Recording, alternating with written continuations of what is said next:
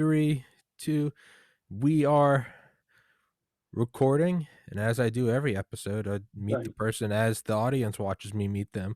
So yeah, man, good to see you. We talked on the phone briefly, and it's a story that I have told a million times with other people. Is that often I will.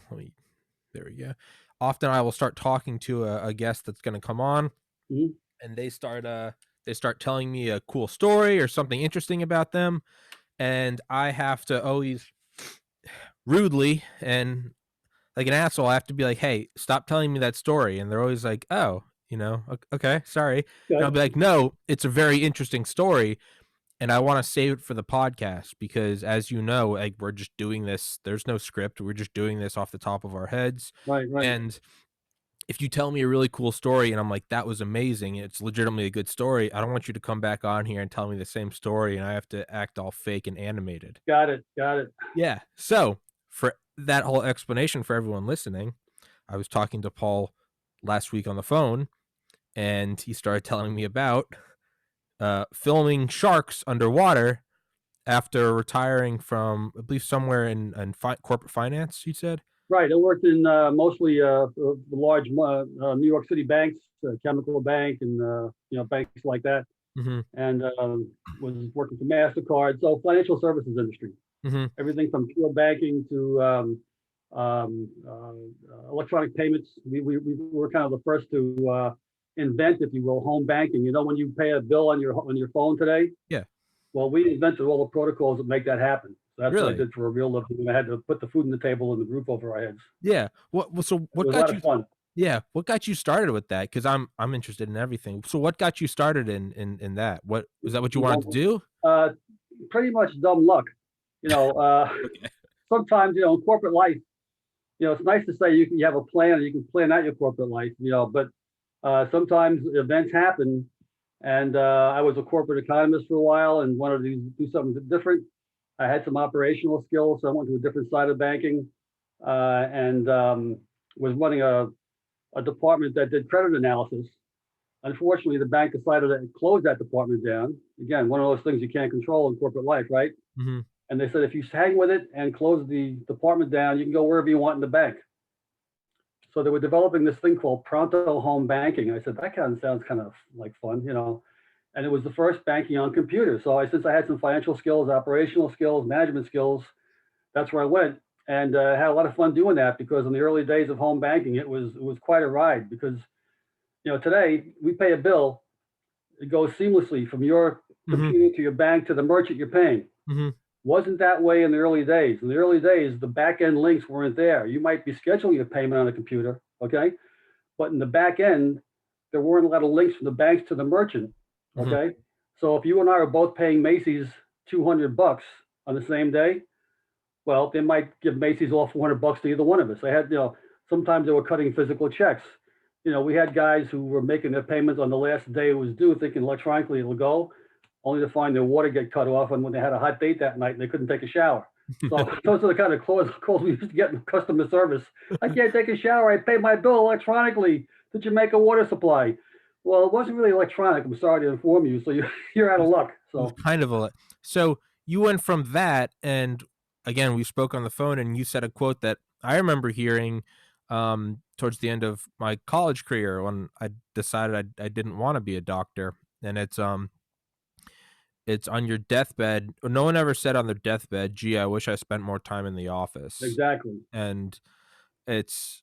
I guess unless you're like that, those rare individuals who that is your passion is building your own. So I bet Elon Musk probably will say that, but I mean, aside from Yeah. him, Well, which is I've met some people like that who kind of define themselves by their work. I had yeah. one boss who was on a call with somebody saying they were having a fight, and they said, "Well, you tell them that I am the vice president of X and X Bank." And I said to myself, "Now, if you weren't the ex-president of so and so bank, what would you define yourself as?"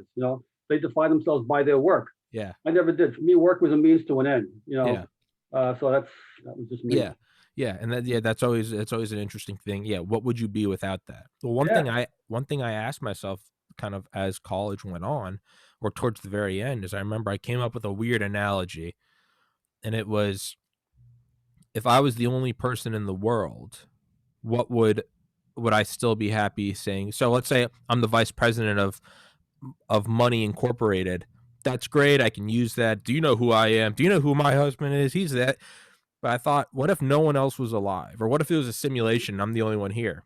How much would I really care about that title? Yeah, And yeah. so How I do you want define yourself? so I was like, I want to do something that it doesn't matter who I tell. It's like this is what I like, and I love this. Like I don't care if anyone cares. And so whereas that led to me turning down a med school acceptance and long story short, ending up with a podcast, about 7 years of insanity in between. I don't know, you might have me one up. Long story in between, and you're swimming and you're in those cages and you're filming sharks. Yeah, that was quite a trip. Yeah, so how does that start? How does that? I'll shut up. I'll stop Well, talking. How does no, that that's start? okay. No, no, it's I started diving as back in 2000, kind of a dumb luck thing. I always was interested in it. I grew up watching in the 1950s and early 60s. There was a TV show called Sea Hunt, Mm-hmm. starring Lloyd Bridges, Mm-hmm. father of Jeff Bridges and Phil Bridges, Big Lebowski. and then came Jacques Cousteau. So that was kind of like on my radar. Someday I want to do that, but life gets in the way. Yeah. Fast forward many years later, my kids are off my payroll. The house is paid for. What do I want to do? Okay, I want to bail out of what I was doing in the corporate life. My wife had benefits and she was a teacher, so I paid for benefits on the side. So I could kind of afford to do what I want to do, Mm-hmm. and so I got scuba diving, and eventually the diving kind of took on a life of its own. And you like to after a while you see lots of interesting things, but then what you see gets a little not boring, but okay, I've seen that, been there, done that. Let's do something more exciting. Let's amp it up. And sharks were always on my radar, especially after seeing Jaws many years ago. So that was it. It was just I just turned the heater on. I'm gonna turn it off. Yeah, So sure. you were just so you were just that was okay. I have the time. Like I can do. You're right. I have the time now. I have the the relative money, and it's kind of just now what? And Yeah, it's right. It's kind of like going to a buffet, and you're like, okay, I got in. I checked into my hotel, and I'm at the buffet. Like, what am I gonna eat? And it was yep, just sharks. yeah. And the first shark dive I ever had gone on was I've been diving for a while, and there was a trip to Nassau, Bahamas, and it was billed as a shark trip. See the sharks. So I said, this sounds kind of cool. Is it safe? And they said, oh yeah, you can do this. Yeah, it's fine. Well, okay, the sharks will come too close, but don't worry about it. All right. So these were Caribbean reef sharks. Um, One thing you find out about most sharks like to eat sushi, not prime rib. So I felt safe after I was Okay. down there. Okay. So we're down there with this is no shark. This is no cage. This is out there diving with them. There's a guy in the middle What the feeding the hell? sharks with a stick, and the sharks are coming all around you and stuff like this. Wait.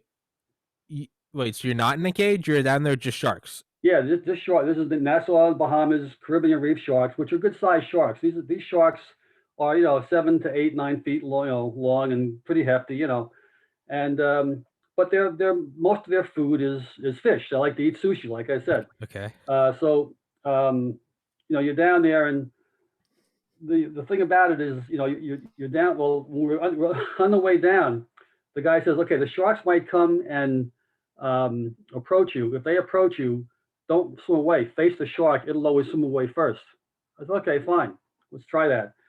So I'm going down there. Yeah, he got into the water, and I see this, big shark coming towards me. I got my camera up. I go, this is gonna be great. I get a nice picture of a shark. So he's coming closer, and he's coming closer. I'm thinking the guy's, voice in my head. Don't swim away. Always face the shark. It'll swim away first. So I got the camera here. He's coming closer. He's coming closer. I said, now when's the shark going to turn? And just as I was about to have an accident in my wetsuit, the shark kind of made a slight turn, took the shot, and he went over my shoulder. And I said, that was pretty cool. We went down to the bottom. We're extra weights on us so we don't bounce around down there and float around. They wanted us in the circle. And they started feeding these, Caribbean reef sharks. There's a guy in the middle with uh, fish heads out of a box. We put them on a spear, and the fish would come by, and the sharks would come by. They bump into you to get to the middle and stuff, but they didn't bother us. It was like, really, wow, this is pretty cool. They just said, don't do something stupid like reach out and try and touch it or pet it or grab it.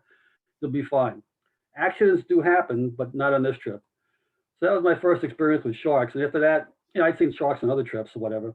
Um, but never saw the big boys, the great whites. That was always on my radar, in the back of my mind, maybe someday. And one day I was on a trip to Cozumel, and one of the divers on the boat had made this dive that I always wanted to do out in California to see great whites.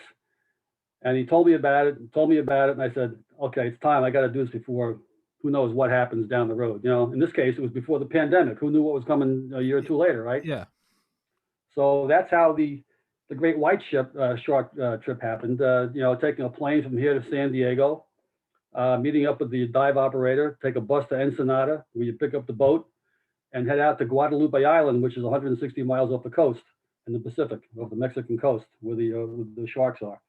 And if anybody's watched Shark Week, and they talk about great whites, the great whites of Guadalupe or whatever, you'll see this very stark island. This is the island where we were at, where they film all these, the Shark Week adventures, pretty much, And that was quite an adventure. So, so when you're down there with sharks, not even the great whites, just like any of the reef sharks, is there? I don't know how to explain this. I'll try to explain it. I remember, like, I've always been obsessed with skyscrapers ever since I was little. I remember like the first time I remember like going on like the highway and seeing Manhattan. It was like the craziest, like, oh my God, there it actually is. There's the Empire State Building. Granted, King Kong's not real, but it's like, there it is. Like I remember the first time I saw Manhattan Island after 9/11, and I was like, there's where this thing happened that changed the world as we know it. I went to DC the first time, seeing the Washington Monument, seeing the White House, and it's just this very odd, like, we've talked about it, and then you see the thing, and you're like, FDR sat in there. You're like, I'm seeing what he saw on some random day. I can only imagine, and because I'm far too much of a pussy to ever do that, I get scared going into a lake. I can only imagine that there's some sort I'm of a certified coward. Go ahead. Okay. I can only imagine there's some sort of, you get into the water and you see this thing, and it's this thing that stopped evolving like 60 million years ago because it's the perfect killing machine. For all intents and purposes, it's a saltwater dinosaur. Is there some, like, Yes. weird... I know exactly where you're going. Yes. Is there that stark, there's the Empire State Building, Yes. there's the Washington Monument. Is there just like, there's death? Yes, it kind of grips you. I'll tell you when that moment happened. It happened twice. Okay. And neither time did I expect it. Okay. In Nassau, we pull up to what's called Shark Arena, which is about 60 or 70 miles off the Nassau coast. It's a deep water trench. And we're at the back of the boat. And I'm thinking, okay, we're going to go down. We're going to see a few sharks. Okay, I can handle this. Okay. We pull up, and all of a sudden, the sharks found us first. We're on the boat, and now, because the sharks know that the boats come around, sometimes they have food. So when they hear them, maybe I don't know what the cue is. Maybe they hear the boat, whatever it is. All of a sudden, you look up at the boat, and there's 4 or 5 these large grayish black shapes with dorsal fins breaking the surface, circling the boat. And I said to the guy, "Oh, gee, I guess we can't go down now." He goes, "Oh, you can go down. Just don't, when you jump in, just don't land on one." I said, "Okay." But that moment happens when you see the dorsal fins circling the boat. There's 2 parts of your brain. There's the primitive part that's for survival, and then the more advanced part that's thinking. Yeah, the neocortex. And what kicks in is the survival part that says this. A little voice is saying, "Stupid. When the sharks are in the water, you don't jump in, you get out." That's what it's telling you. The reptilian brain. Exactly. Your logical brain is saying, "Well, these guys do this every day. It must be safe." So you have this little internal conflict going on. and since there were a lot of ladies there were several ladies on this boat, you don't want to wimp out in front of girls. Let's face it. So okay, I'm going diving, so you go in. The same thing happened. Fast forward 20 years later. Now I'm making this great white shark dive for the first time finally, and we pull up and we moored off Guadalupe Island in the distance. It looks like something out of the dinosaur age. It's a very stark island. And to get the sharks closer to the boat, in this case, they had to kind of chum. They would use these big 20-pound chunks of tuna on ropes to throw it out there. And now the sharks show up.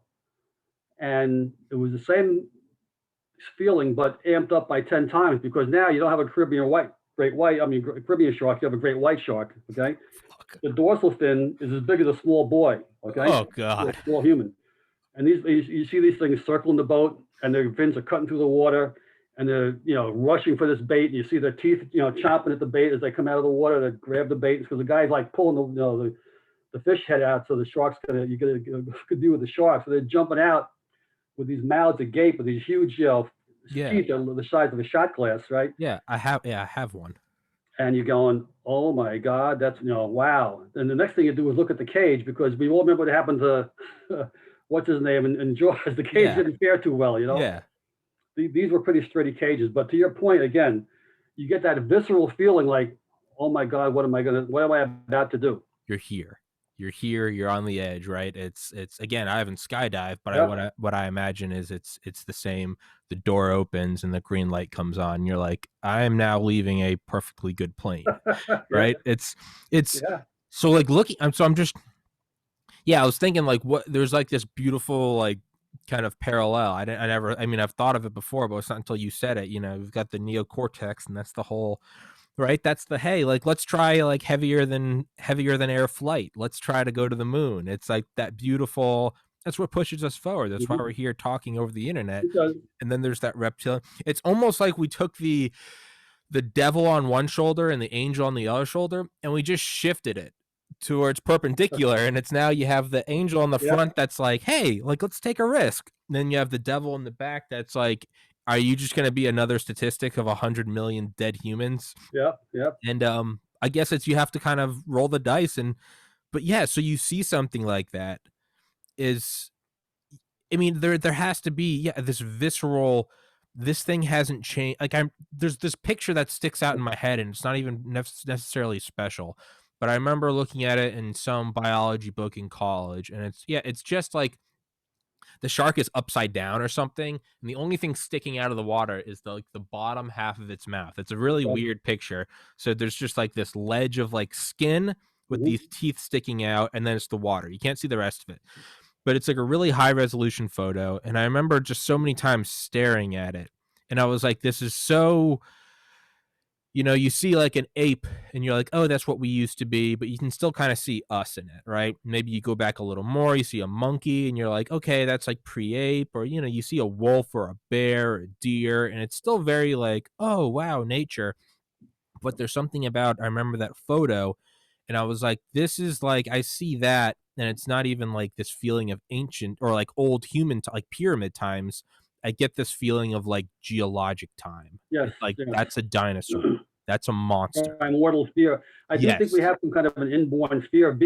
Some people have said they've described it as we have this fear of being eaten alive. Yeah. That's Yeah. what it is. Yeah. Well, it's also epigenetic imprinting, right? They think a lot of reasons why we have like if you take like mice and they did Mhm. some study where they took mice and they put them in this lab and they had like the next generation of mice. It's like maybe it's not mice, it's something. But they have several generations of mice to where like it's like 9 generations to where none of them have ever been outside this lab. And if they fly over like a cardboard cutout of an eagle, they all run and scamper. And it's like they somehow know, and it's not just an eagle. And they did other shapes and it didn't care, but they did an eagle, and they were like, "That thing is death." Right. There's something imprinted in our Yeah, a minds. genetic imprint or a genetic memory that gets passed down. Yeah, yeah. Mhm. So clearly there's something in there that's been like passed down through like all animals. It's just like shark, water. It's game over, man. Exactly. Get out. Yeah. So I'm gonna stop running my stupid mouth because I want to hear your story. So back to the great whites. So you see the great whites, they're yanking the tuna, and it's just like that thing is And you're Satan. watching this dorsal fin going cutting back and forth, and you see the size of the dorsal fin, like it's 3 or 4 feet tall. So you're saying, okay, I'm trying to visualize it, and you can see the entire, the shark is on the surface pretty much. You can kind of see it's not 10 feet, it's more like 14, 15 feet, and the girth is very, broad, and you realize you're in the presence of something much greater than you are, you know. Um, so it was like, okay, well, this is what we came for. I guess we're going to do this, huh? And the first thing you check is the size of the bars on the cage. That's important, and how they operate, how they're going to run the operation. They had 3 cages, one on each side of the boat, and the side cages could go down to 30 feet if you wanted. or they could stay just at the surface, below the surface, and they had one cage on the stern. And you check the cables. Okay, we have multiple cables. That's good in case the cable snaps and stuff like this. And you're breathing off of what's called a hookah system, which means there's air on the boat being pumped into a tube that you just stick in your mouth, for the regulator. I was relieved to see that there was a tank in the cage also, just in case the worst happened, the worst case scenario, something snaps and the thing goes to the bottom. That you need to grab onto some kind of air supply. That tube isn't that long, so there were cages, there were tanks in the side of the cage for an emergency like that, in case they went to the bottom, which didn't happen, to anybody. But you look for those little things, little safety, devices like that.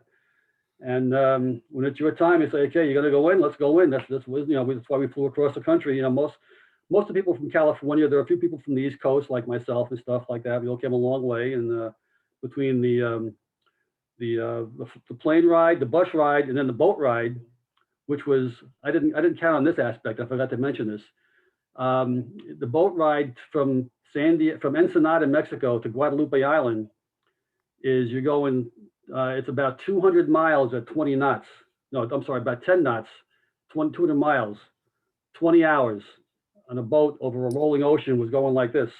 Oh. At one point, I was happy to get me in the water with the sharks, but that was the worst part of the whole trip. I think it's not a cruise. It's not a cruise ship. You're after all this, we're finally there. It's time to get in the boat in the cage, and when it's your time, you say, okay, I'm going in. And I was relieved to see that they had their safety protocol really, really fixed up pretty well. You got in there, and you had your choice of staying near the surface to go. I wanted to go down, so we went down about 20 or 30 feet and just hung there for a while, not knowing what we were going to see or how we're going to how we're going to come face to face with this animal. That was a big thing. And you've read about all the stuff about the counter shading, where they're dark on the top, so you can't see them looking down, and they're lighter on the bottom. So if you're looking up, again, they're a little bit camouflaged. Perfectly evolved. So I was wondering what's this going to look like. So I'm staring at now the water here is several hundred feet deep. You're on like a ledge, and then if a little further off the ledge, it goes to 1,000 feet. But with the boats, there's more. It's a couple hundred feet. That's why they they need the anchor in the boat, so it doesn't so it stays in one spot. And you're just looking around. The water's pretty cold. It was about 60, 65 degrees, so we had thick wetsuits on. Some people had dry suits, and had hoods and gloves to keep you warm down there, because you're not really moving around in the cage. And I'm waiting, and I kind of look, my eyes, what is that? Do I see? And you can see a kind of a shape coming out. It's like looking into this gloomy area, looking down into I call it the blue gloom. All of a sudden you see a shape begin to materialize, and then the shape comes closer and closer, and you realize, oh, that's the shark. Wow. And you can see how his dark coloring, looking down, you didn't see it at first till he got closer, and he gotten close enough that if you were not aware and you were, you could be fish food, because you wouldn't have seen it coming. And they came closer and closer, and then then you finally see the animal. And these are what I would call majestic animals. I mean, they are really pretty impressive. They know they're the boss down there. They're not in no hurry. They're not like looking around fast. They're just very calm, and they have these eyes that just look at you. They stare at you, And he just kind of came up to the cage and looked in and went past the cage. And you in your mind, you're trying to take this all in and also take pictures at the same time. Yeah. And you don't want to keep looking through the viewfinder. You want to actually see it, through your, you have obviously your dive mask on, but you don't want to have your whole trip, looking through a viewfinder. Yeah. So you want to be able to experience the whole, the whole animal. And we got our experience worth quite a bit. We always had at least a couple of sharks around. And, you just got, sometimes they'd go past the cage. Sometimes they'd whack the cage with their tail or something, or they'd bump the cage or stuff like this, And that was probably the most exciting thing. And in my situation, the cage bump didn't happen until the last day. But the whole time during our trip, you went in 2 or 3 times a day for about an hour each time. And the sharks did not disappoint. We always had sharks. It wasn't a case where there was no sharks around. And the people on the surface cage actually had more action, because that's where the sharks are thrashing around, going for the bait and stuff like that. So you actually got better shots there. But the deep shots, you got more dramatic shots. You could get the shark above you, so you could kind of take a shot looking up and see the sun silhouetted behind the shark and stuff like this. This is like I actually made a, I don't know if you can see this. This is one of the shots I took. It came back and made a calendar. Jesus. And that was one of the with the sun on its back and stuff like that, you know. Jesus. I made this calendar for 2020. Thinking back, I'm signing this calendar. I'm giving these calendars out to people. Have a great 2020. I hope 2020 is going to be a great year. Have a great 2020. Not knowing we had a pandemic coming, right? If anything, there's some beauty about that, though, right? You can almost draw an analogy between the great white shark and COVID, right? It's the same thing. Its eyes aren't right. It's not that. What really stuck out to me is it's not that predator, right? I kind of got an image of like a big cat, where it's like it is like the king of the jungle or the king of the plains, but it's still it's sneaking up on you. It's taking its time, Yep. A shark is more. It's got this like kind of like Al Capone energy, right? Where it's just walking in and it's like, these are my fucking streets. Like, I'll show up when I want to. I might meet you at 2. If it was doing this podcast, it might do it at 2. It might show up at 5. It doesn't give a fuck. Whatever it feels like. It's coming in, and it might interview you. It might not. It doesn't know. You've got an hour. We might go for 5. I don't know. It's just this like, I run the streets. There's almost some analogies between that and COVID. COVID doesn't give it. It's not a hurricane where everyone battens down the hatches. It came in and it was like no Olympics, no March Madness, no nothing. End it. All your vacations are done. I don't give a shit. Excuse my French, but there's maybe some beautiful analogies between that. But so when you see it kind of coming out of like, the murkiness, I mean, that's what you saw is the last thing that like a lot of creatures have ever seen.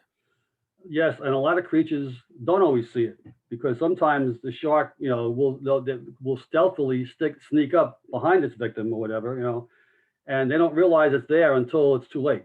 Even in most cases when people in the water don't realize it's coming until it's there.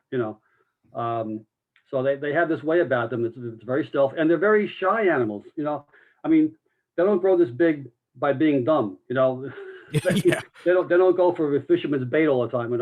There's a reason why the big ones get so big, because they're a little cautious, and after a while, we look at the shark. They would have these big chunks of tuna on not on a hook, because they didn't want to hook the sharks, but it was fastened with like a rope.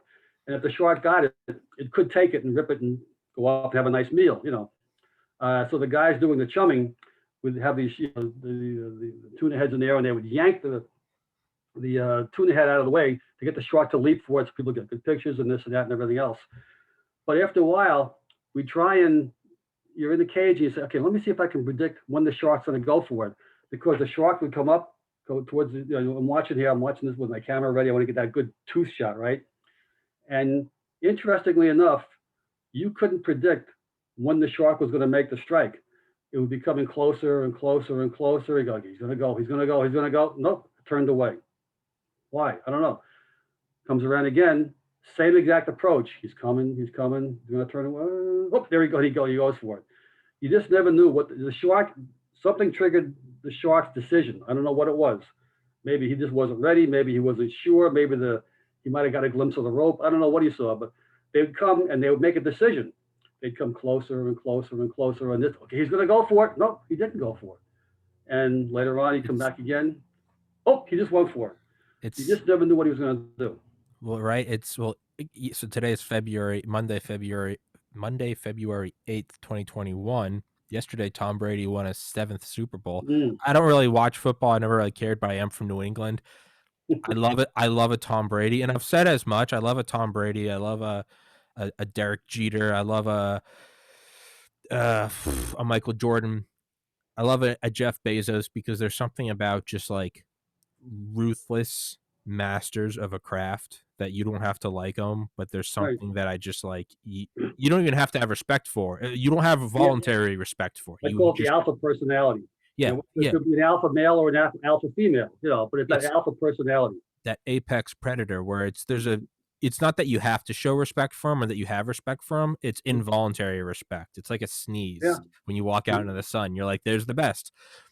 I was thinking, like, you don't get that way by accident, right? It's like to get to the Super Bowl or something. It's like if you're, I didn't watch a single second of the game, but like if you're going to do a fake field goal, you do 1,000 normal field goals first, right? Right. And then the fake comes, and there's a reason why it's a fake. Oh, it's a surprise!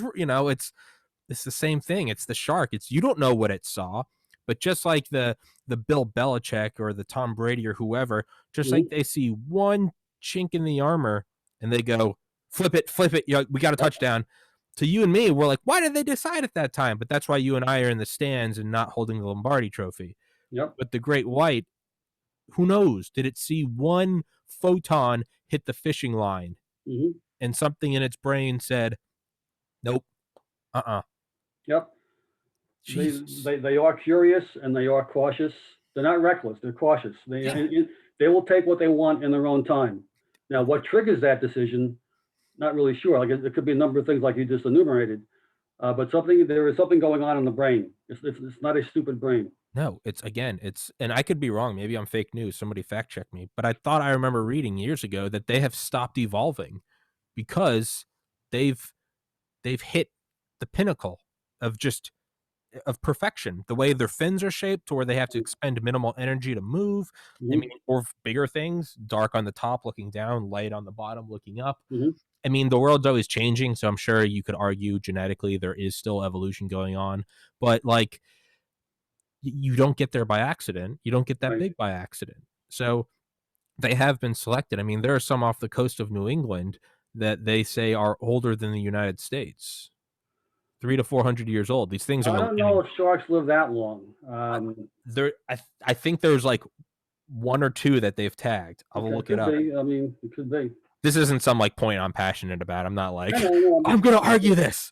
no, I'm not an expert myself in that, but I do know that whales, for example, they caught a whale up in Alaska somewhere, like a bowhead or whatever they hunt up there, the Native Americans or the indigenous people of the Northwest there, and because they're allowed to hunt whales for subsistence, and they recovered a harpoon in the whale, Jesus Christ. and they dug out the harpoon and they looked at it, examined it, and they realized the harpoon was over 100 years old. It had been, this whale had been struck in the era of Yankee whaling back in the 1800s, Jesus. and it was still around. The Greenland sharks. Wow, Greenland shark. Okay. Yeah, so not great white. I was wrong. Greenland sharks, yeah, a little over 400 years old. One is a 392-year-old one they found in 2020. Okay. Okay, so these are exceptions. These aren't the norm. All right. Well, that's a different species, and that particular species is a very, very deep water, very slow Okay. moving shark. Okay. So there could be some correlation to the fact that it, doesn't run around, like a Yeah. speed merchant. Yeah. It's just conserving its energy. It does what it does. It's No other predators down there. Humans don't fish for these things. They Mhm. can't fish them because they're too deep. And very well could be. Yeah, that's Yeah. They're makes sense. they're like a Keith Richards shark as opposed to like a Jimi Hendrix or right, Yeah. fast and young, just like that, live for the moment. But so seeing these things and they kind of now, did you like within the sharks? Was there any like clear relationship? Was there one that was the alpha amongst the sharks, or are they all kind Oh of? yeah, and it showed up on the very last day. Oh shit! Um, it was this. We were in the show. It was my last dive of the day because we were getting ready to leave by the middle of the day. They wanted to get on their way, and we had seen some big sharks. We saw 15 foot. I mean, 15, 16 foot. These are big sharks. And then on the cage the last day, two other ladies were in with me, and they had their cameras. They were very good photographers, and we're all taking shots. And all of a sudden, this very, very big female shark shows up. And this thing was like an oh my God shark. It was like, later on, I heard that people knew about this shark because there are certain identifiers on the shark besides more body markings. There's also maybe your fins are clipped off, or there's some Mm. other, identified. So and they keep a catalog of these things, so they know which ones show up when and stuff like that. And this thing was huge. Besides being like almost 20 feet, it was probably 18-foot range around there. It was very, very big. It was huge. And this is the one, I won't forget this in a hurry. We saw it coming up and around, and uh, one of the ladies in front of me was taking a picture of it swinging past another cage, and it came towards our cage. And I said, well, now I'm going to get a great shot. And I got my camera kind of ready. I'm going to get this shot. And all of a sudden, as it approached us, the shark swerved into our cage and banged us, knocked me on my ass. So the shot I got wasn't the greatest shot in the world photographically. It wasn't, I was like going back like this, on my butt.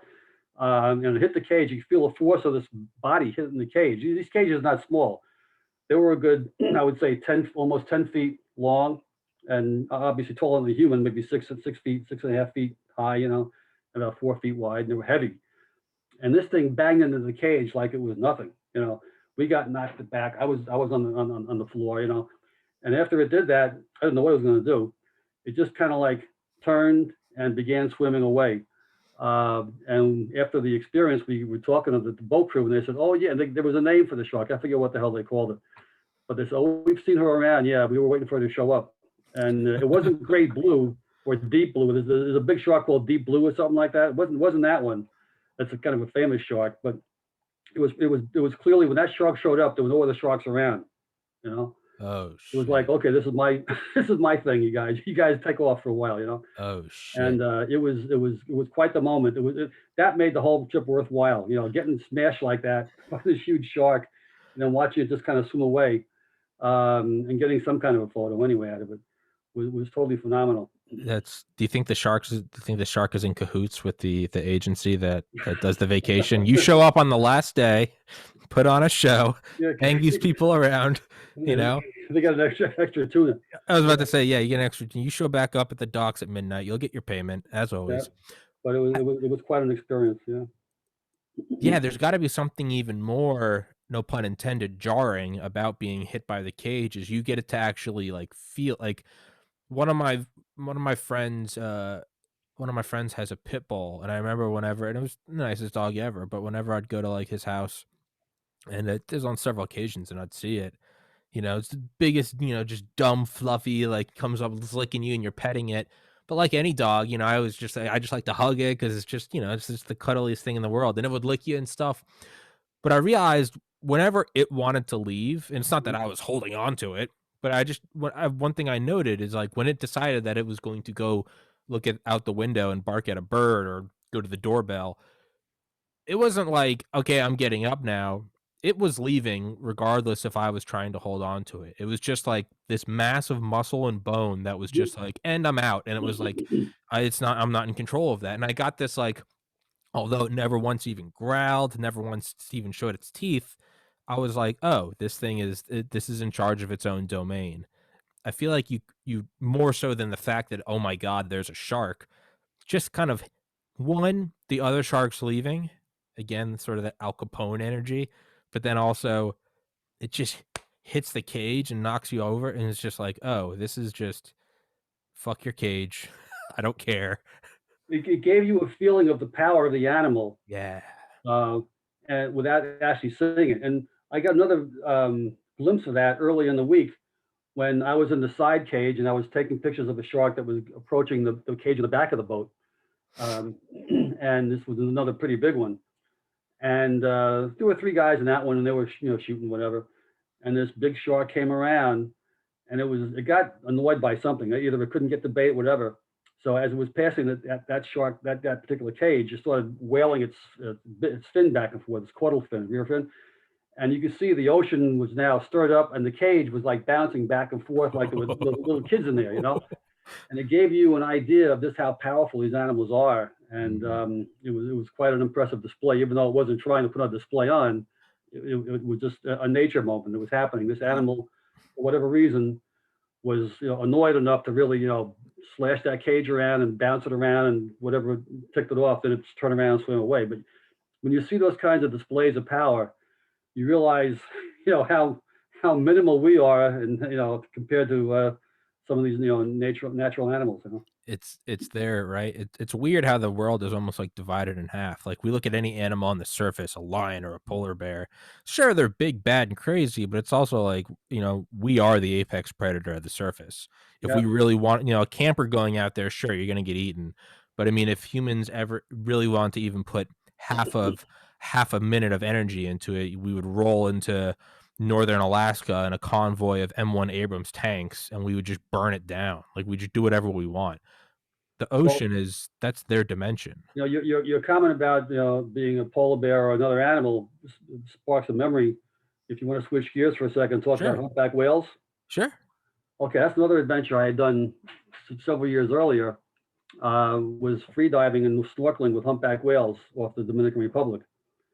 I had been on a trip to Bonaire. It's one of the ABC islands. You have Aruba, Bonaire, Curacao, those 3 islands. So I was having dinner with some diver who had a whale tail around a neck. So I wanted to make conversation. I said, "Oh, you swim with humpback? You like humpback whales?" And she goes, "Oh, I swim with them every year." I said, "You do what? With who?" And she goes, "I swim with humpback." I said, "Where? I thought you couldn't do this." It's, "Oh yeah, in the Dominican Republic, you can do this." And she gave me all the information and stuff like this.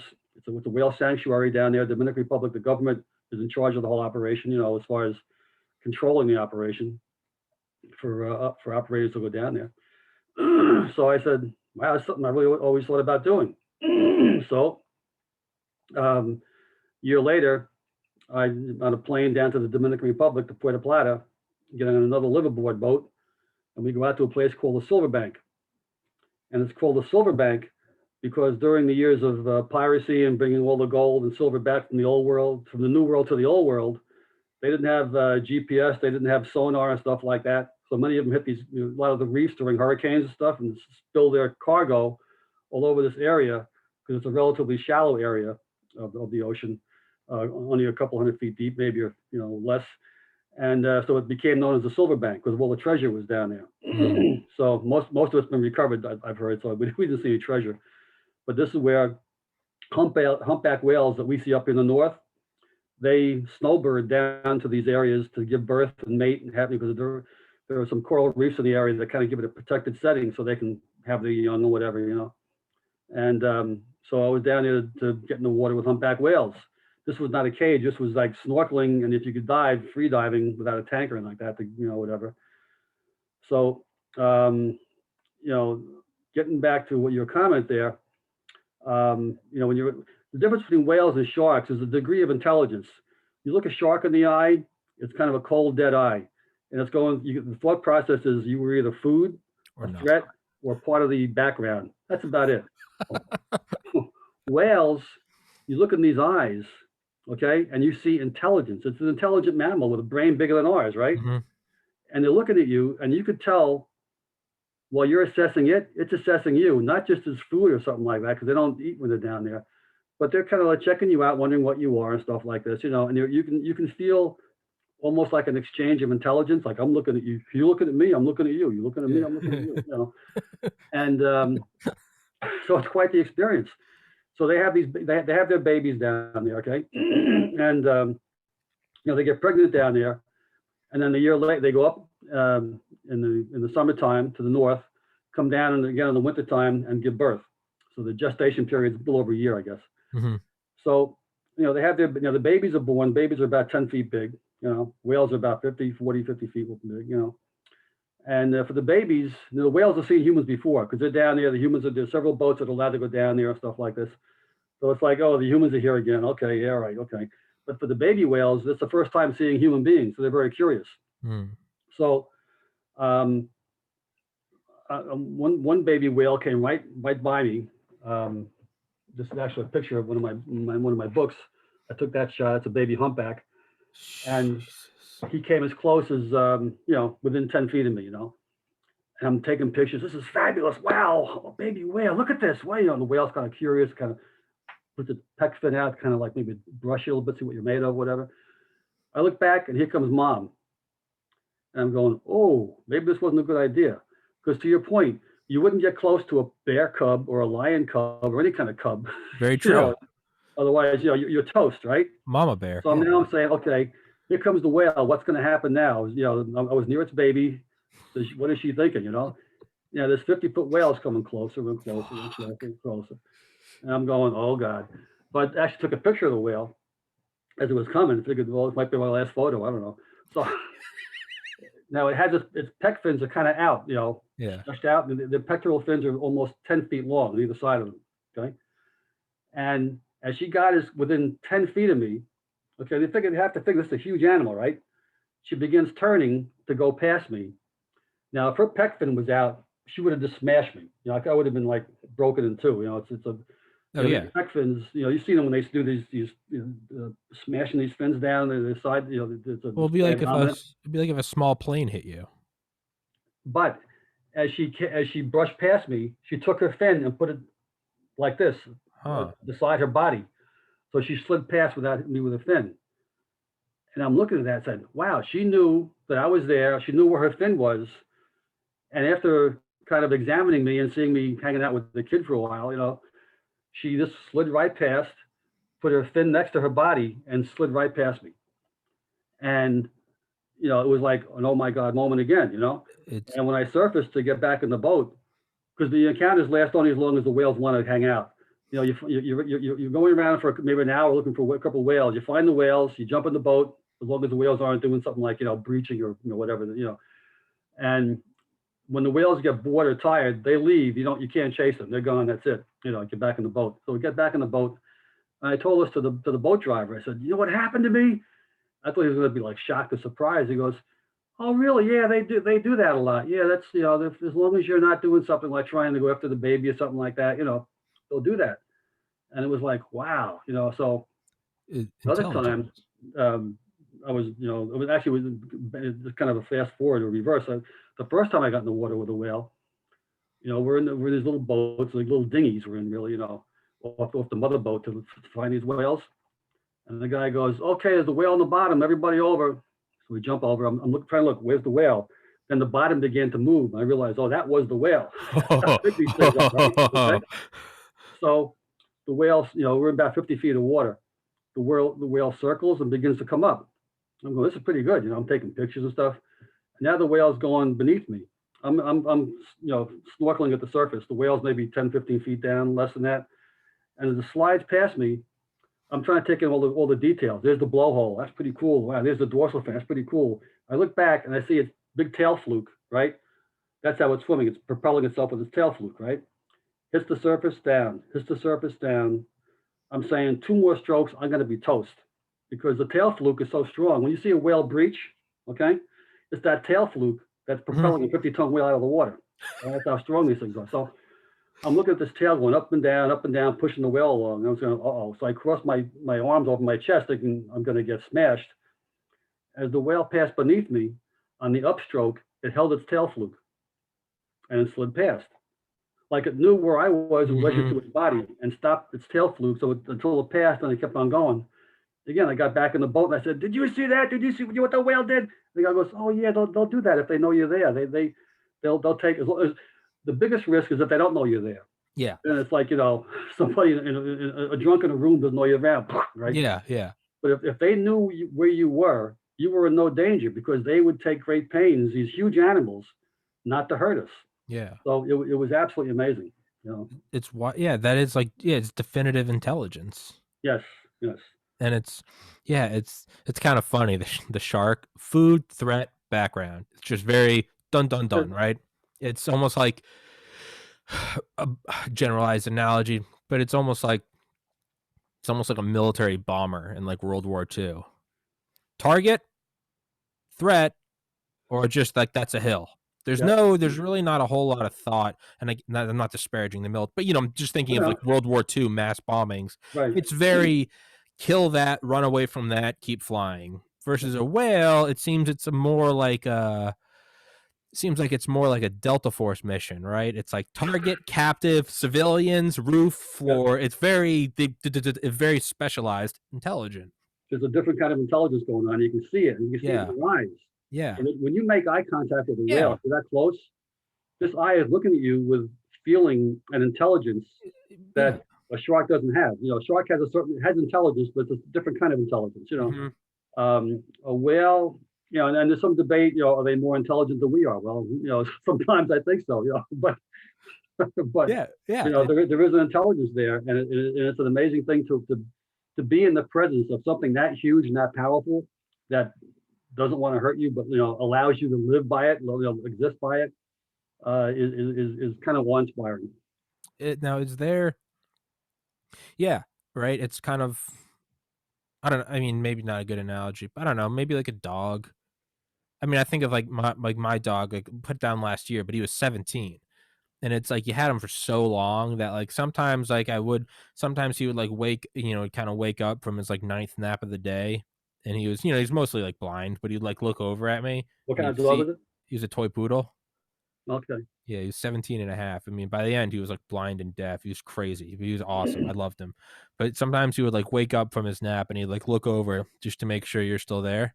But he'd kind of look at me, and it's like sometimes like I would look up at him, and it's like we would just kind of look at each other. And it wasn't like I'm giving him a treat. It's not like he's going outside now. It was sometimes we would just kind of look at each other and he would look at me and he would just kind of put his head back down. It was just like this general, like, I see you. What's up? That's kind of like, right. I feel like I feel like a shark is probably a little more like like I'm 30 years old, but I act like a retard sometimes. I see like a duck next to a pond, and I'm like, I go towards the duck, and it runs away, and it's like, oh man, and that's kind of all there is. Do I have bread or do I not? It's gonna run away. Whereas a dog kind of looks at you, and there's a little bit of acknowledgement. I feel like that's kind of what you're saying with the It's a whale different is, level of consciousness. For example, yeah, like mammals will play. yeah, Dogs will play for the fun of playing. Dolphins yeah, play for the fun. Playing is according to scientists, playfulness is a sign of higher intelligence because they do something because it's fun. You watch dolphins sometimes surfing in the surf. They do it because it's fun. Sharks don't play. They're out there to exist. Every day is a job. I got to get up. I got to go eat. I got to stay alive. yeah, Until the yeah, next day. yeah. That's what their life is like. Uh, Sharks are the working man, and dolphins and whales are the really rich people, right? I I guess just, I thought it was okay. fun. It was a great idea. I decided I'm gonna buy a jet. Yeah, it's they play, but really it is, right? Because it's the expenditure of caloric energy for there is no ends to it. Yes. There's no goal. It's maybe it's a sign of maybe intelligent, maybe like nihilism is a sign of intelligence because it's sort of like let's play. It's like it's all nothing matters. Like, Yeah. let's play, right? Yeah. So it's kind of sea life intelligence. I don't Yeah, know how it stratifies. yeah. With now, is there like any sort of, so it's like okay, these things are intelligent. They move the fin, they move the tail. So you obviously don't have that, and then there's like the neocortex, right? Of like I know that a whale is not trying to eat me. So there's all these things kind of coming together. But is there still just a general like that is a 50-ton moving mass, no Yes. different than a locomotive engine? You realize it's yeah it's different because it's intelligent, but you're right. It's not like you realize when you're in the water next to something like this, it's living and it's breathing. It's not like an animated prop you used to go to SeaWorld or something. You can stand next to a 50-foot whale on like an imitation whale somewhere at an amusement park or something, right? Mm-hmm. And that's it. Okay, it's something that's 50 feet long and it's there. When you're next to a whale, besides the fact that it's moving, you hear it breathing. Oh You shit. know, it comes up again. One time I was in the South Pacific in a place called Tonga, South Pacific, to go with humpback whales again, a different trip. And I was there, and I was watching whales and stuff like this. And I was all of a sudden, I'm at the surface. I'm getting rocked like this. I said, what is going on? And a whale had surfaced right next to me. I didn't even see it coming. It came up from behind me and below me. And this huge whale just is there, okay? And he's swimming with me. I mean, he's there next to me, and he's breathing. And he exhales. Oh Then shit. he inhales. So you feel this life force energy. Oh It's like, when a human breathes, yeah. if a person's dead, they're not breathing. When they Yeah. breathe, it's life, okay? Yeah. So this whale on a massive scale, because their lungs are the size of cars, and they have to, get all this air out and get more air in quickly, you feel this rushing of air, exhaling and inhaling. It's a living, breathing thing. And this whale comes up to me, not up to me, but he happened to be right next to me. I'm the one kind of got in his way. It's like he probably serves what the hell's next to me? Yeah. And then he started swimming, and I said, I'm going to try and keep up with this thing. So I started swimming too. And inside of like a few seconds, I realized this whale is letting me swim along with it. And I'm swimming in the water, not with a whale just kind of like floating there.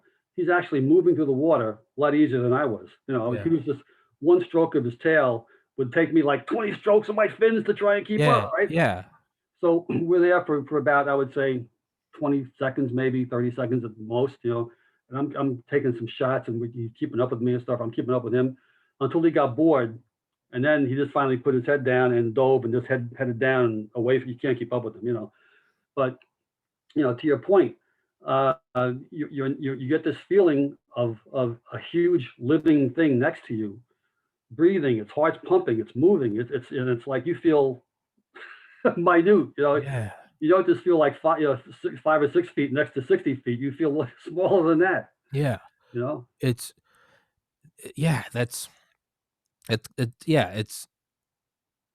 I'm kind of at a loss for words for that. Have you ever completely changed directions? Yeah. Have you you good for going like 10 more minutes? Yeah. We'll wrap this up. I would love to have you on again sometime. Okay. Have you ever read about the megalodon? Yes. What are your? I'm not really sure what kind of answer I'm looking for. Like, what am I asking? Like, yeah, the megalodon exists. Do they still exist? Is that what you No. No, I wish they did. I would love to go down that conspiracy hole. No, I don't think they do. I think it's probably 100% that they do not. But we do know that they existed. Yes. And they think that they could go anywhere from like 35 to 65 feet on the upper end. Yeah. As someone that's seen great white sharks and has seen whales, how do you take from the earlier part of this podcast that general Al Capone energy, cold, lifeless eyes, they're going to kill you, they sneak up, they're in charge, and then you mix it with that 60-foot breathing monster underwater that's going by you?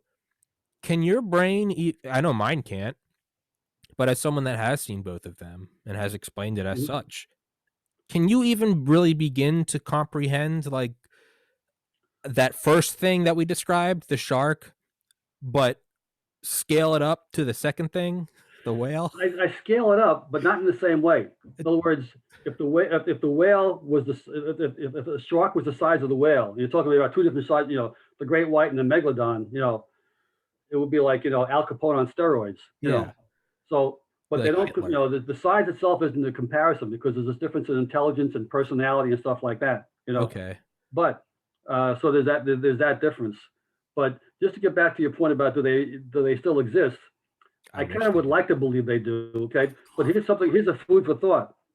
You know how they put these little tracking devices in sharks? Mm-hmm. They what they'll do is they'll clip a little transmitter onto the dorsal fin. Yeah. And now they give the shark a name, and you can go on a website and say, oh, shark A53, or they give it a name, as Alice, is now going down past the Carolinas, going to Florida and stuff like that, right? So they put one on this huge shark, and all of a sudden one day, the shark stopped beeping, and later on, they got a sonar thing of something much larger than that shark that was beeping. The same transmitter was beeping, okay? And but what the thing was, it was much larger than that shark. We're only talking like 3 or 4 years ago. This is pretty recent. So what they're saying is, holy shit, something ate that shark transmitter, and now it's transmitting. They're getting a reading from the stomach or something like this. I don't know. So it was kind of like, okay, maybe there is something down in the Marianas Trench or something like this. Don't play with my heart. That's what I love to imagine. Is I'm like, where would it be? It would be in the Marianas Trench. It'd be, and there's that one section of the Marianas Trench, Challenger Deep. Yep, yep. There were things down there we don't know about. Right? There's no reason for it. If it's got a sufficient food supply, why would it come up? Why would it come up? If it's able to feast on maybe dead whales as they fall to the bottom Mm-hmm. and stuff like this, or whatever's down at the bottom, you know. Yeah, or all those weird, those like angler fish or whatever the hell are down there that produce their own like seafloor life is like, I mean, that's what I imagine like interplanetary life is like, just Mhm. alien. Um, but yeah, if you're down there, right, and we know whatever the PSI is of pressure, like no one can go down there. Like we sent that one ship down there. I think it's like the Bathurst or Yeah, something. yeah, the Trieste or Bath. I Yeah, know yeah, the bathysphere. Bathysphere, yeah.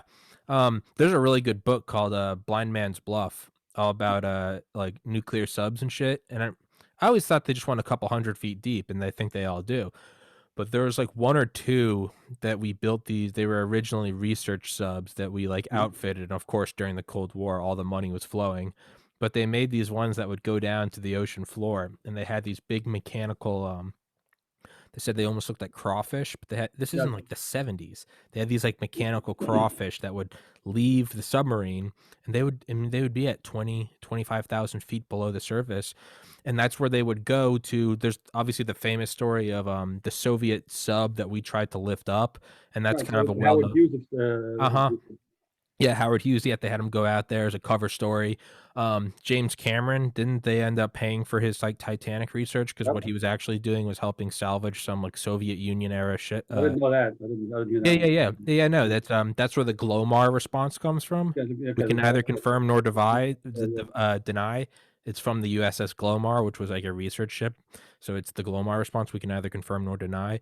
Um, they wanted us to lift one up, but those are all kind of a little more well-known stories. The story that I never known was that we would actually go down and try to find not just subs, but maybe Soviet battleships, maybe Soviet aircraft that maybe, we want to go down there and try to pry apart their avionics.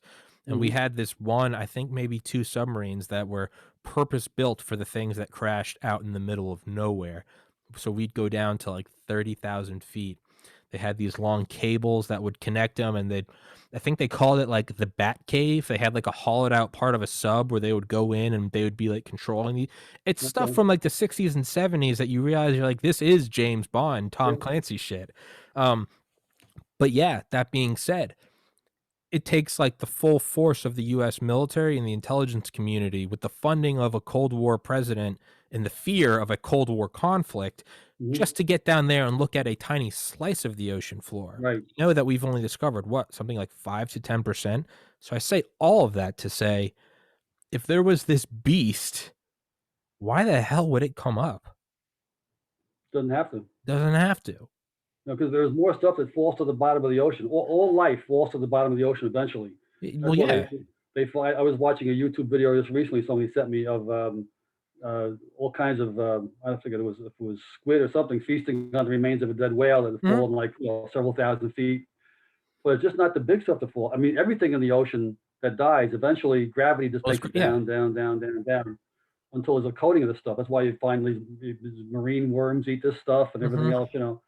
Um, but if it's a food source, why Well, go all the way up to the surface? You hang out down there. It's perfectly yeah. fine. Well, yeah, I mean, not even from an intelligence standpoint of why go up to the surface where we might get killed by humans, but just like a caloric, right? The difference between work and play. Right, Why would I expend all these calories swimming 5 miles vertically when I right. can just go? Because, right, we know that. We know there are thermal vents at the bottom of the ocean, and we know that those Mhm. feed and drive the production of extremophile bacteria, right? Cyanobacteria, sulfur bacteria. We know they Right. exist down there. We know there is life down there. And yeah, I think it's called a whale fall, and it's where a carcass falls. And it's like you can, and it takes several days, I think. Maybe I'm wrong. It might be a couple hours. But yeah, it hits the bottom, and there's like videos, and they're really terrifying videos. But it's like time lapse videos of like crabs coming in, like Right. Right. eating it. And it's just, but it's also at the same time, it's almost kind of cheesy, but it's the whole circle of life thing. It's you're like, oh wow, it's terrifying. But you're like, I see how it works. If you have all those things down there, why would There's you a leave? lot we don't know yet. It's There's a lot we're mapping other planets, but not our ocean not floor. our own. I love to think I kind of steered from it earlier because I don't want to come across as the crazy conspiracy theorist that I am because I have a weak spot. I have a weak spot for those. Those are my I don't read like Harry Potter or Lord of the Rings, but like man, do I love a good conspiracy. it's Oh yeah, I mean, that to me that's it's the pretty spice. amazing stuff. I mean, I'm still wondering about what happened at Roswell, and Oh, dude, don't even. what they're hiding at Area 51.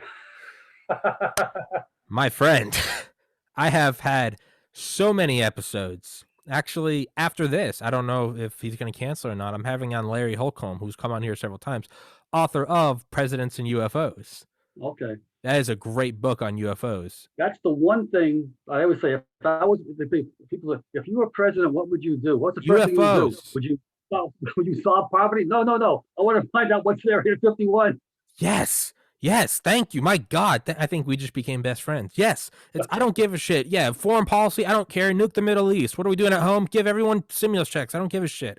Take me on a direct flight to Roswell, New Mexico, and then Groom Lake. I want to see what's out there. Get me Bob Lazar on the phone. Mhm. I want to know about UFOs.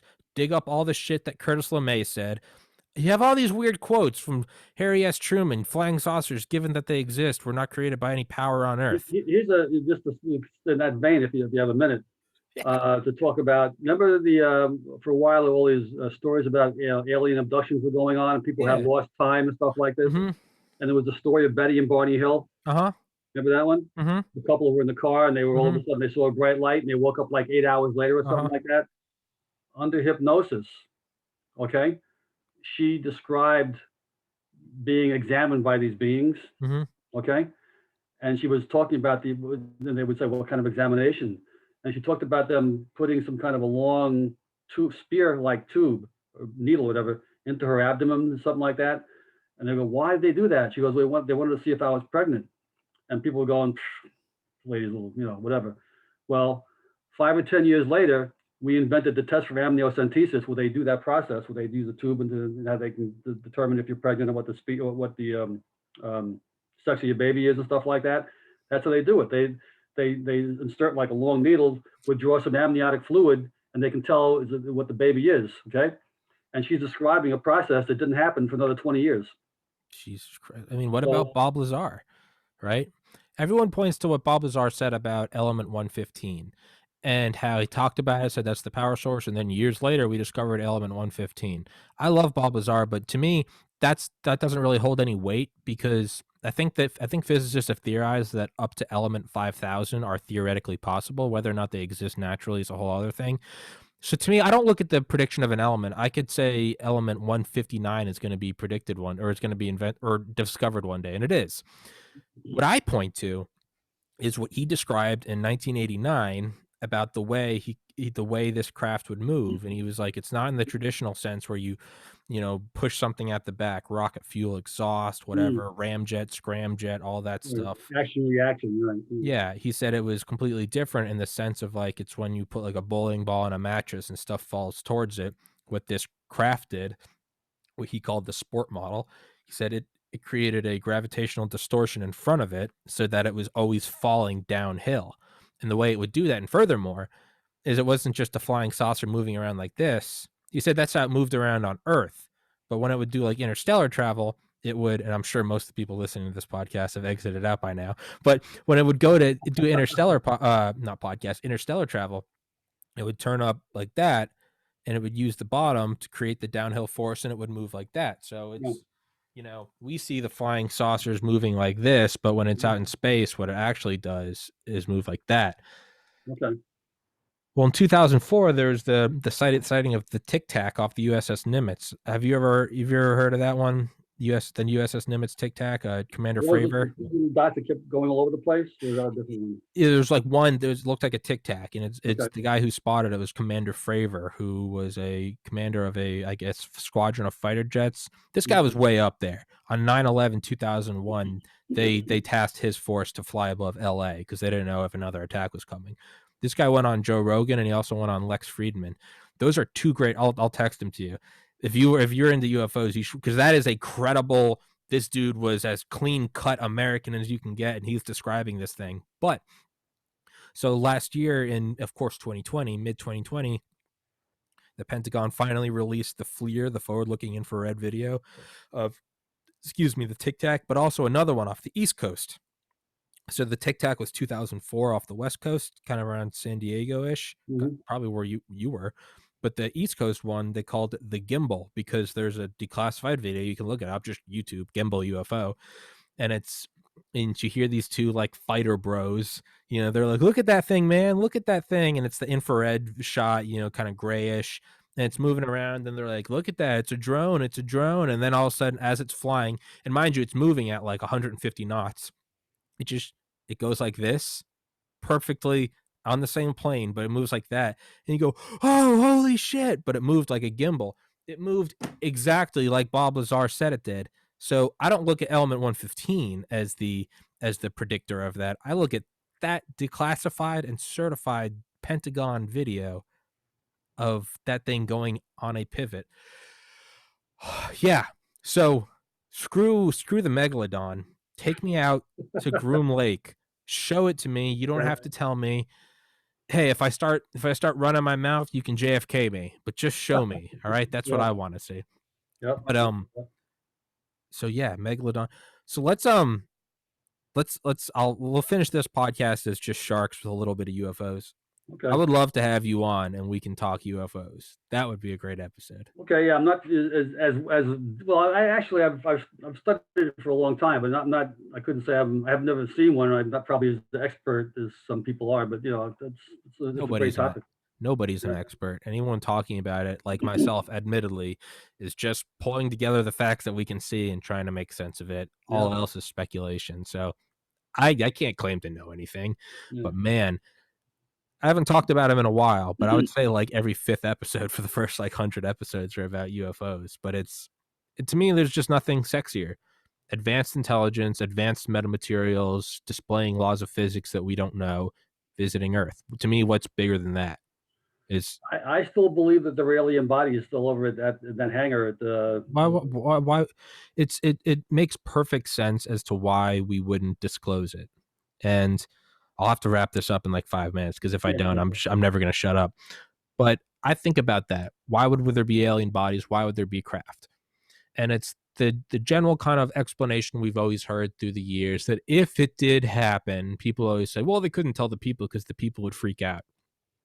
I think that's a bullshit explanation. I think there's a very real explanation. And all you have to do is look at the secrecy around the atomic bomb. When it started, only 3 people in the world knew. It was FDR, it was General Leslie Groves, and I think it was Oppenheimer. It might have been Leo Szilard.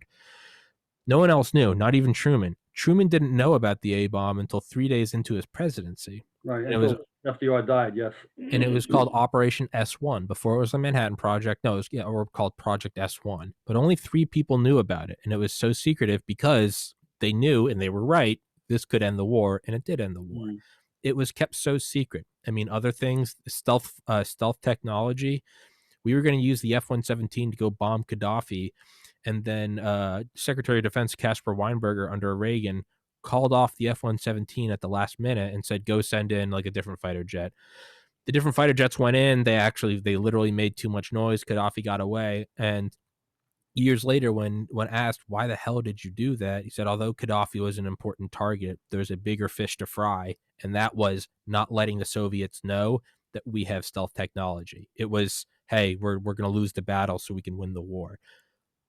So there are these examples of hyper advanced technologies, atomic weaponry, stealth technology, that we don't want anyone to know, because just like the sharks in the ocean, where it's very primal, big boy wins, just like cavemen, the first one to get the bow, the first one to invent the gunpowder driven rifle, whoever has the best technology wins.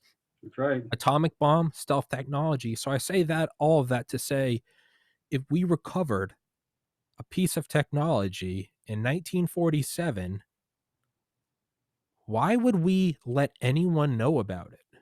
It is the ultimate. It's the arrow. It's the sword. It's the, why would we let anyone know about it? We would keep it secret, and we would work on it, because whoever controls that controls the world. Yeah, reverse technology or reverse engineer it. Yes. So why would we say anything to anyone? We wouldn't. We could dress it up as the people can't know. It would destabilize religion. Sure, that's a good soundbite, but that is a weapon. The first, despite all of like at least my flowery and idyllic ideas of humanity, the reality is we're just a bunch of apes with weapons, and whoever has the Yeah, best weapons gets the nicest home with the best food and the best women. That's what we are. We can call it anything else, but we just so happen this just means we have the best weapons. remember the opening scenes of 2001: A Space Odyssey? Yes. The minute Bum they figured out what to do with bum. this bone, it's a Dun weapon. dun dun dun dun dun. That's what it is. But it's instead of a club, Yeah. it's just a disc.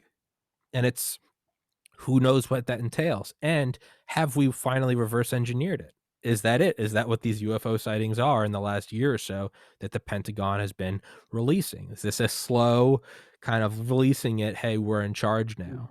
I mean, right? You have belligerent China moving on Taiwan and in the South China Sea. Maybe we start having UFO sightings. It's, hey, Hopefully we find it before they do. that's what I'm saying. Is it a China? It's or if 75, 73 years ago, it would be what happens if a Stalin finds it, right? Or if it's 10 years before that, what happens if a Hitler finds it? I Yeah. don't know. Who knows? You know what? I will say I was upset that Trump didn't tweet about Area 51 not once. To me, I'm like, hey, that's what I kept saying. I was like, no matter what, we're going to get it from him. Not once. And you know what? That was a little heartbreaking. I don't give a shit about anything else he did. He didn't tweet about Area 50. But maybe that's just how much power is out there. Is the fun fact, and then I'll let you go. Okay. But did you know that Eisenhower wanted a briefing about what was going on at Groom Lake when he was president, and he was denied access? And so he threatened Groom Lake. Swear to God, this is historical. He threatened to invade with the First Army if they didn't send like someone to DC within the next 24 hours to brief them. And then I think they did. But I don't know. There's an argument for if you had this technology, if you had the 2001: A Space Odyssey Club, would you want that thing to be subject to the tides of who's in the White House? Yeah, well, so far, every president has said that they were briefed or something like. I think Carter said he was briefed. I think Clinton said he was briefed, but they said, or even Obama, and they said, I can't talk about it. So are they just teasing us, or did he really get briefed? I don't know. But It's I mean, again, I don't Harry S. know. Truman, flying saucers, given that they exist, are not created by any powers on Earth. Gerald Ford, I know UFOs exist because I've seen one. General Douglas MacArthur said, we know the famous Einstein quote, right? I know not what weapons World War III will be fought with because it'll be some sort of A-bomb. World War IV will be fought with sticks and stones. There's a lesser known quote from General Douglas MacArthur. World War III will be fought between interplanetary craft. I mean, Well, we do now have a space force, so we'll see what happens with that. my conspiracy, and we'll close out on this. My favorite conspiracy theory is that the Space Force wasn't created; it was just declassified. Okay. That's what I love. I'll send you some books, man. I would love to go into UFOs with you. I'm so happy you brought up UFOs. I haven't had anyone bring that up in a while. I need to put that tinfoil hat on again. I miss it. Okay, well, we could chat about it. It's I don't know if we'll be able to go this long with it, but Who gives a shit? Yeah, we can. okay. I know we can go this long because I know I can go that long. You just sit there and just nod, all right? So I don't look like a pure crazy person I'll throw going. in something every so often. Just bring some popcorn, bring a beer, and just be like aliens, and I'll just start running off with it. But thank Before you we so. go, if I can just mention my website. I was about to say, can Okay, you yeah, plug your website, your books? I know sure. you have books, and I would definitely like to grab one, and we can discuss that as well. Yeah, definitely. Just like to say that I've used my diving experience and my photos as background for many of my. I've written 5 novels, a nonfiction book, 3 children's books, all have to do with the ocean. www.milabooks.com, MILA books.com. Where you can put my name, Paul Mila, into Amazon, and my books will come up also. So Okay. that would be great. Oh, and for everybody listening, I'll put the link to that in the description and Thank stick you. it in the top comment. See, yeah, you say you've written several children's books for it as well as one nonfiction book. Yeah, yeah. The 3 kids books, one brand new that just came out. It's a sea turtle adventure series. Okay. Um, again, using my photographs and lessons for the kids, age like 4 to 9 Yeah. is the book. This is the new one that just came out. Larry Loggerhead goes to the Sea Turtle Hospital. Gracie Green Turtle finds her beach, and Harry Hawksbill helps his friends. Hell yeah. They're great books for kids, and like I said, I use all my own photographs that I've taken in the book. So, and sea turtles and stuff like that. We can talk about sea turtles sometime if you like, Absolutely. or anything else. Absolutely, Paul. I love having on guests, and we talk about everything under the sun. Great. It's Works for me. as you can tell by this podcast alone. We started with corporate finance. Yeah. We went to sharks. We went to whales. We dipped our toes into megalodons, and then you opened a whole can of worms, and you said Roswell, which to me, man, saying Roswell is like throwing chum into the ocean around sharks. Okay. I go fucking nuts. I was like, Paul, let's wrap this up in 5 minutes. It's been 22 minutes later. I'm like, Eisenhower was gonna, and you're sitting there like, who the hell am I? Why did Mike put me in touch with this psychopath? Wait, hold on, don't go anywhere. Okay. So I taught myself graphic design over several years just for the fuck of it. And I actually designed my own. I sell all my own merch, but one of the designs I made is it's a sweatshirt. Like this is a one I've made. Okay. This is a sweatshirt, and it's how cool is that? Yeah, it's all a bunch of blueprints I made. I tried to make it look like alien blueprints. There's a Bob Lazar on the back, right? And it's got all the UFOs and stuff. And then if you look at the front pocket and the cuffs, they're actually high resolution scans of the 1947 Roswell newspaper. So you can actually look at it. Yeah. Flying saucer on ranch in Roswell region. Yeah. No details of flying disc are involved. Yeah, but yeah, just to show that's how much I love it, as I made a sweatshirt about it, dude. I love that. One parting comment. Yeah. One of the things that leads me to believe almost, very emphatically about the existence of these things is the observations that were made and recorded in the Bible. If you ever studied a wheel within a wheel. And it's a wheel within a wheel. Ezekiel. They had crystal spheres around their heads. That kind of thing. I mean, these are people trying to explain things in their own frame of reference. Yes. That they couldn't explain. Yeah. And to me, it's like, don't forget the symbolism. Read it for what it is. Yeah, they saw something. What the hell did they see? These are people where the best thing of the day was leather shoes. Yeah, if you have a crystal, right? If you saw a UFO, how would you explain? Now we know it as we're like, we describe it in terms of fighter jets, or I describe it in an analogy with an atomic bomb. But if you're just going around on camels writing stuff on stone, you're going to be like a fantastic wheel within a wheel, right? Because they didn't have flying shit, so they just called it the wheel, right? A wheel within a wheel. I think the Hindu Vimanas, they described flying things as well, and they were flying chariots because they didn't know what the hell to call it. Yeah. So I mean, to me, that's almost more, because these people had no agenda. Yeah. So to me, that makes it more credible. Yeah, they didn't plan on having their story passed down for millennia. Yeah. They were the original bloggers. They were just writing shit down, and if they could come to our times, they'd be like, "Oh shit, you guys are still reading my journal." they'd be like, "That's embarrassing." You guys haven't made much progress, have you? No, you guys haven't made much progress. I wrote this as just like me and my buddies were drinking wine, so we're like, "Hey, water and wine," just bunch of hacky shit. But yeah, it's I think there's more evidence for it than there isn't. It's actually, what's today? Today's the 8th.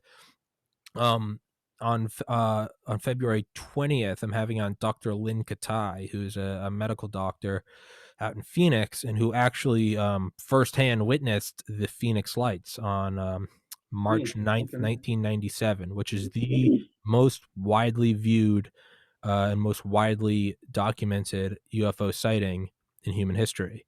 And it was over Phoenix, Arizona on March 9th, 1997. The governor, Fife Symington, was a former Air Force pilot. He said years later, he goes, it's either Pentagon or it's alien technology. They said this thing was like a mile wide, it was silent, moving very slow.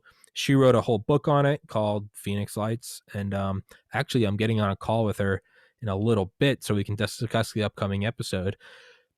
But that's another one, if you haven't looked into, I would highly recommend looking. It's a bunch of people without agendas, just, right? It's just like, yeah, there it is. I mean, that's what it is. It's just a flying saucer. But no one likes to talk about it because, I mean, you feel goofy, right? It's you and I are sitting here talking, and it's just like, man, now It makes sense to me. Hey, man, I would rather believe in it than not because it's Yeah, a yeah. much more exciting world when you get to when you right because otherwise it's just boring.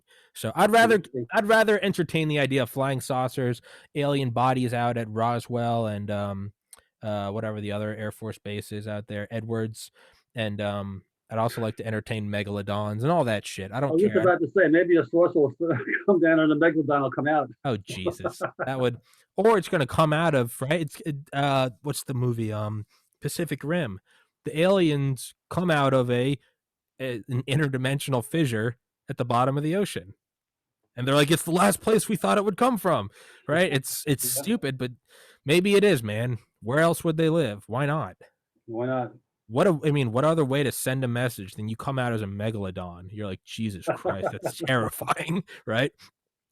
All right. Well, I've now gone for an extra half hour yelling about aliens. So this Okay, episode, par for the course. This is how my favorite episodes go. okay. And I will link your description, or excuse me, I will link your website in the description, stick it in the Appreciate top it. Thank you comment. so much. Three fictional children's books, a nonfiction book. I would love to have you on again. I'll text you and we can shoot the Okay, shit about aliens. And great. yeah, man. Thank you very Okay, much. it's been All fun. right. Thank you All very right. much. Appreciate it. You have a good one. All right. You too. Take care.